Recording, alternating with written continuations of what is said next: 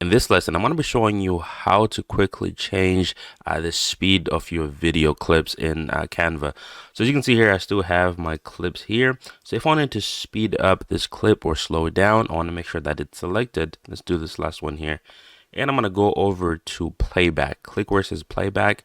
And as you can see here, we have the video speed options. This is where you are going to be able to whether make the video slower, which is going to make the clip longer here because you're making it slower, or you can speed up the clip here by increasing this right here. So as you can see, this is going to be a lot faster. You can barely see it.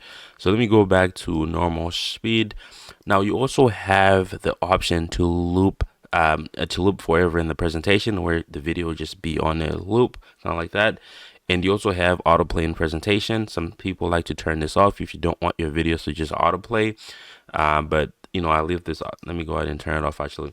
But yeah, so that is how you can quickly change the speed of your video in Canva. So thank you so much for watching, guys. I'll see you on the next lesson.